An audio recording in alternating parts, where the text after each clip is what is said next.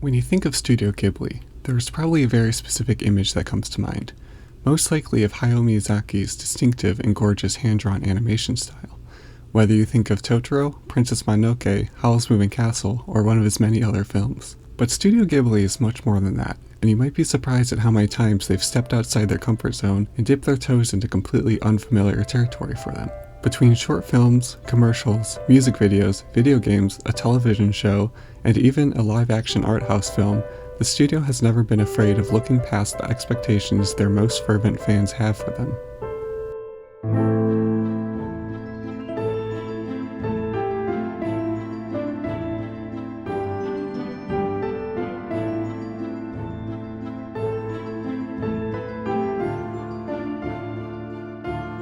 Studio Ghibli is often referred to as a rare remaining pillar of mainstream traditional animation, which leads many to react with disgust at the prospect of the studio exploring avenues beyond that, particularly CGI. At least that's how many people reacted to the studio's first fully CGI film, Earwig and the Witch. But in fact, Ghibli has been experimenting with CGI for decades before that film even came out, and was very much on the cutting edge of incorporating CGI and digital techniques into their traditionally animated work.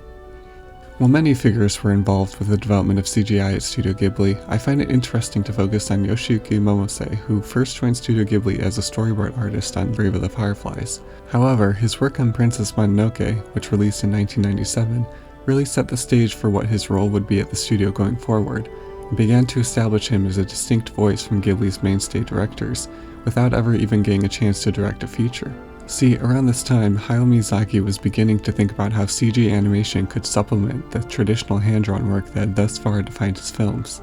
This was first seen in the music video On Your Mark, which Miyazaki directed while taking a break from Princess Mononoke due to writer's block.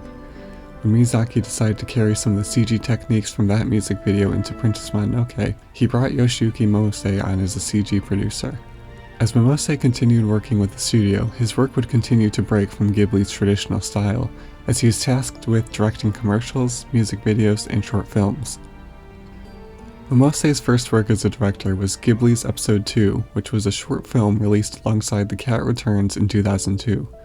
Ghibli's Episode 2 contains an interesting blend of different animation styles, shifting between them from scene to scene to designate different distinct tones.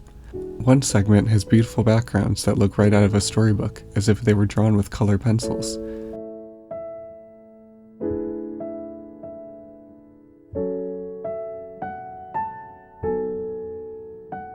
Another uses a more modern style that incorporates stark shadows and a muted color palette that makes it look like a noir, or maybe something out of Ghost in the Shell.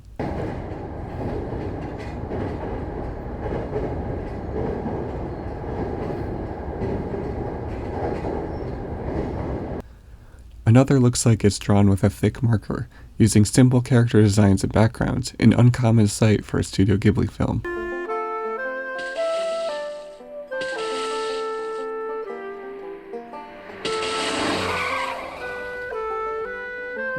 And then there's the very first scene of the short, which uses CGI in a fascinating way, seeming to emulate a hand-drawn style while still clearly being computer-generated.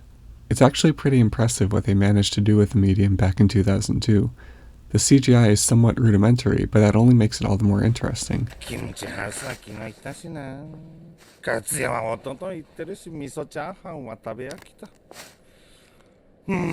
It's clear that Ghibli's was used somewhat as a playground for experimentation, and this opening segment serves as the most prominent evidence for that being the case.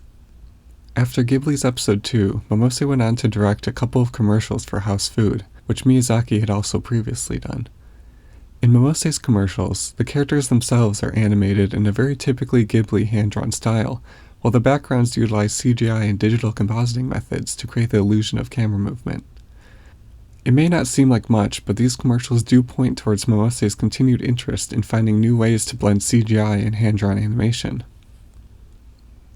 In 2000, Momose was tasked with running a new spin-off studio of Studio Ghibli called Studio Kajino. His first directorial projects at this new subsidiary were a series of music videos for the electronica band Capsule. Through these music videos, Momose was really able to experiment in novel ways. The style exhibited in them is not remotely identifiable as the work of Studio Ghibli, and it's clear that Momose was aiming for something else entirely. He was able to create something rather distinct through the unnatural blocky colors and the almost invisible line art on the characters. And of course, the use of CGI was incredibly impressive, adding to the pleasing futuristic aesthetic. The CG style here feels reminiscent of that Ghibli's Episode 2 segment, but has clearly been taken a step further, as the blending of styles feels pretty much seamless here.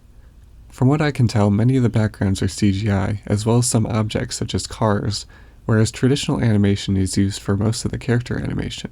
But the distinctive color palette and overall style allow both media to work together in harmony.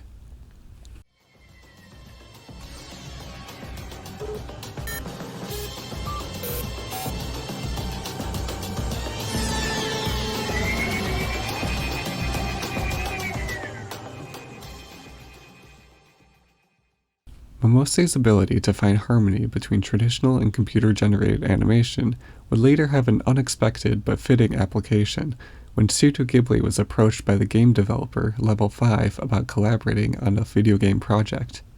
The project, Ni no Kuni, would incorporate a blend of traditionally animated cutscenes, in-engine cutscenes, and gameplay, and it was important for the aesthetic to remain intact even as the game jumped from different media. Yoshiyuki Momose ended up being the animation director on this project, which involved overseeing not only the traditional animation work on Ghibli's side, but also Level 5's in-engine cutscenes, which included drawing storyboards, staging the scenes, and even directing motion capture sessions. This ambitious infusion of Studio Ghibli's animation into a JRPG ended up being a success, with both Ghibli and Level 5 doing their part to bring the game to such heights. Ni no Kuni received high acclaim from critics and players, with many praising the Ghibli charm that is present throughout, not only in the segments animated by Ghibli themselves, but also in the in-engine cutscenes and the gameplay, where Level 5 sought to recreate some of that Ghibli magic. So, is it finished? Sure is. The last bearing's in, and she's primed for action. Wanna see? In 2014, when Studio Ghibli went on hiatus in the wake of Hayao Miyazaki's retirement, Yoshiyuki Momose was one of the many staff members who joined the newly formed Studio Pinocchio, which served as a sort of spiritual successor to Studio Ghibli, even if Ghibli itself would eventually return from the dead. At Pinocchio, Momose worked on the film Mary and the Witch's Flower as a key animator, before directing a segment of the studio's anthology film Modest Heroes.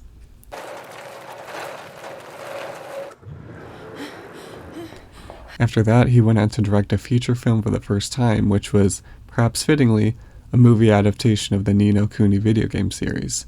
Neither Ghibli nor Pinocchio had any involvement with this adaptation. Momose is also at the helm of Studio Pinocchio's second feature-length film, The Imaginary, which is set to release in Japan later this year, and from the footage that's been made public so far, the film seems to make more visible use of CGI than Ghibli's feature films, which contributes to an aesthetic that allows the film to step outside the shadow Studio Ghibli casts over Studio Pinocchio. 決めるのはお前だ。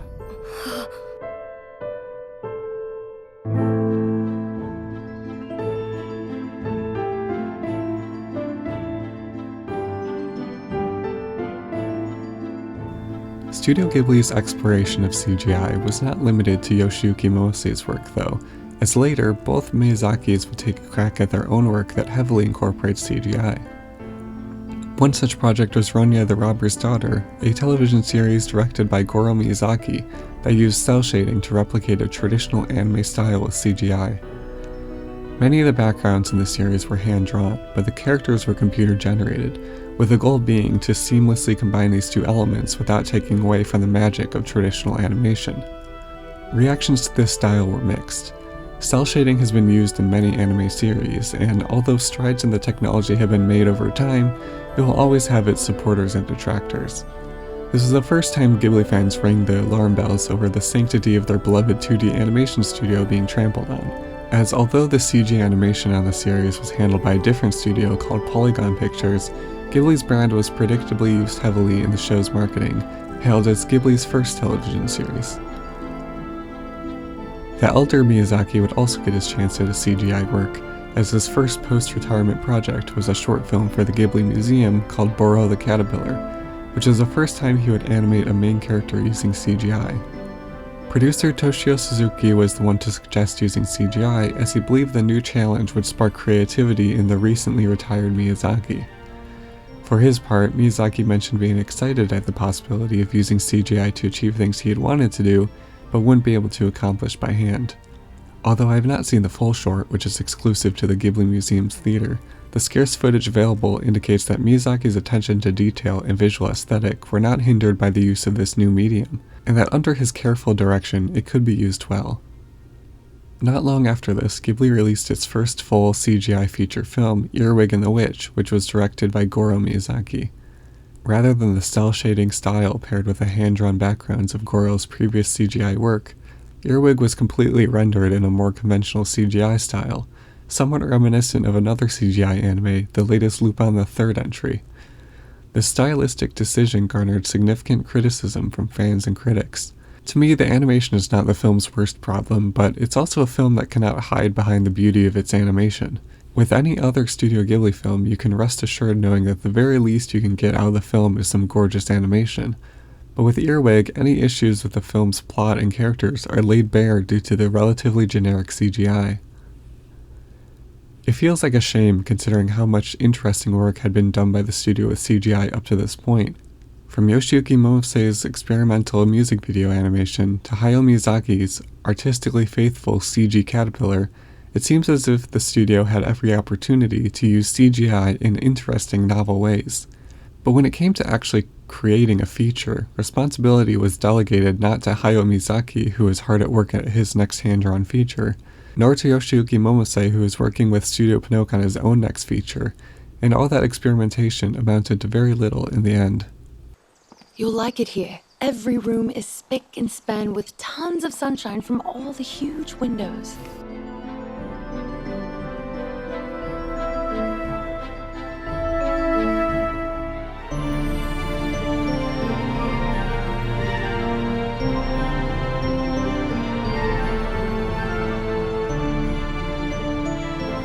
Returning to Studio Ghibli, one fascinating project in this Ghibli subsidiary's brief filmography is Hideaki Anno's 2000 live-action film Ritual. It feels strange to say that Studio Ghibli has produced a live-action film, and even stranger to think that such a film would be coming from the director most famous for the animated Neon Genesis Evangelion franchise.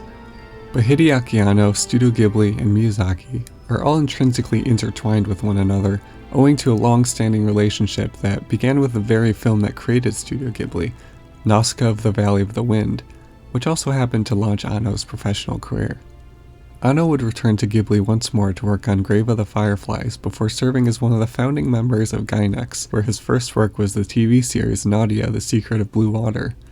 Funny enough, that series actually began as an unproduced Hayao Miyazaki project at Toho before being resurrected decades later with some semblance of Miyazaki's plot outline intact. When Anno was directing his most famous series, Evangelion, Studio Ghibli came on as an animation studio and co-producer for the 11th episode, almost as if returning the favor of Anno contributing to their films all those years prior. Later, they would also contribute to the third and fourth films of Anno's Rebuild of Evangelion series. This ongoing, deep-rooted relationship was undoubtedly what motivated Ghibli to agree to producing Anno's live-action film. This move also speaks to how willing Ghibli was to diversify and experiment in order to expand their brand and influence. They weren't just appealing to families and animation fans, they were also targeting cinephiles and people who were interested at a deeper understanding of the artists behind the animation. They wanted their label to carry a certain prestige even when applied to works outside their immediate canon. Ritual remains an oddity in the Ghibli filmography though, as to this day the only other live-action feature they've involved themselves with is the 2001 film Transparent Tribute to a Sad Genius, which they also produced under the Kachino label. As far as short films go, Studio Ghibli also collaborated with Hideaki Anno on a live-action prequel to Nausicaa of the Valley of the Wind, titled Giant God Warrior Appears in Tokyo. The film was written and produced by Anno and directed by his frequent collaborator Shinji Higuchi, who co-directed Shin Godzilla and solo-directed Shin Ultraman. The film's visual aesthetic is very similar to those films, and considering it predates Shin Godzilla by a few years, it almost feels like a prototype for what Anno and Higuchi would later do with a feature-length kaiju film. Unlike Ritual, this short film is attributed to Studio Ghibli rather than Studio Gugino, even opening with Ghibli's classic logo, albeit in red instead of their usual blue. For this reason, or perhaps just due to the relative obscurity of Ritual and Transparent, many publications have referred to this short as Ghibli's first live-action film, which I suppose can be true or false depending on how you look at it. Giant God Warrior is quite a visually striking film, utilizing a blend of live-action, CGI, and puppetry, but besides the Nausicaa connection, it's far more identifiable as the work of Anno than as a Ghibli film. I guess that's the lesson of the day though, you can't exactly put Studio Ghibli in an aesthetic box, and they seem more than happy to yield to the creative ambitions of an artist like Anno.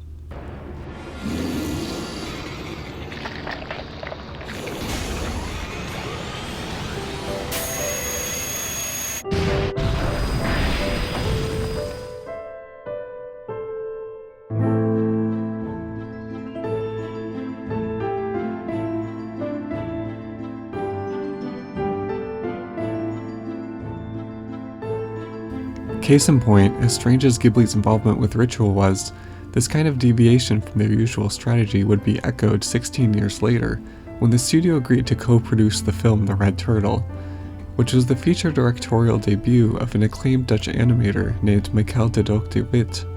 It was highly unusual for Ghibli to produce a film that wasn't developed in-house, but this collaboration ignored that convention simply because of the great respect the main Ghibli trio of Miyazaki, Takahata, and Suzuki had for this animator's work.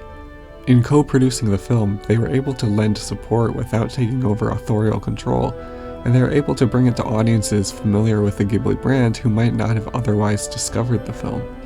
A similar instance of Ghibli lending support and authorial control to an artist they respect was the OVA Iplar Jakan, which was directed by Naohisa Inoue. Inoue is a surrealist fantasy artist whose striking paintings inspired the opulent fantasy sequences in Whisper of the Heart. In 2006, Hayao Miyazaki directed the Ghibli Museum exclusive short film, The Day I Bought a Star, which was based on a story by Inoue and served as an adaptation of his paintings. That same year, Inoue was also given the opportunity to direct his own work at Ghibli, which came in the form of this OVA, in which his paintings were brought to life through subtle movements and the inclusion of foreground characters. While it's almost a stretch to say that a film like this even had a director, considering it's essentially a slideshow of paintings with minor digital enhancements, it does seem like a clear gesture from Studio Ghibli for them to give Inoue this opportunity. While Inoue's work was incorporated into someone else's story in Whisper of the Heart, here his art could breathe and live a life of its own, handing the keys back to the artist. As with The Red Turtle and Ritual, Ghibli's involvement clearly came from a place of respect for the artist rather than a need to control their output.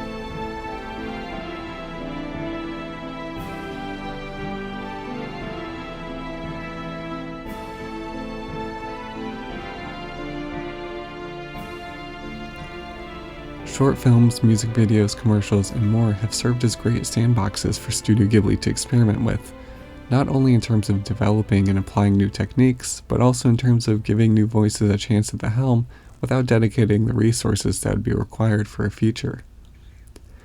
Their last 3 short films have each been unprecedented in their own ways. Giant God Warrior Appears in Tokyo was their first live-action short film.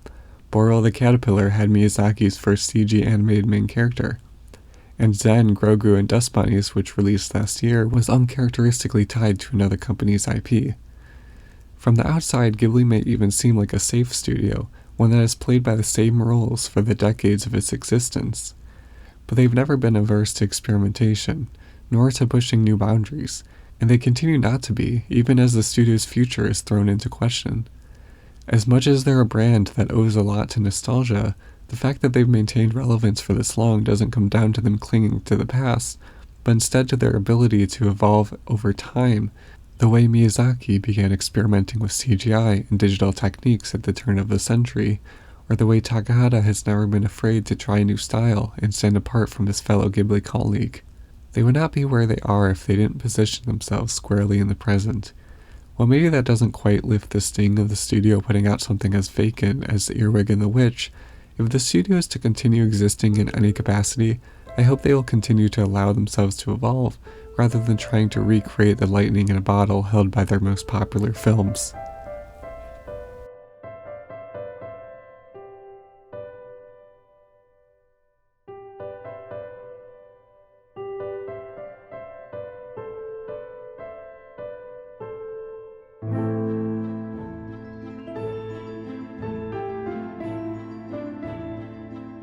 If you find any of this interesting, I highly recommend you seek out and read Raina Dennison's book, Studio Ghibli in Industrial History. I've scratched the surface of a couple of the book's topics, but the book goes far beyond the scope of this video, and it creates some interesting narratives around what was going on behind the scenes at Studio Ghibli throughout its history.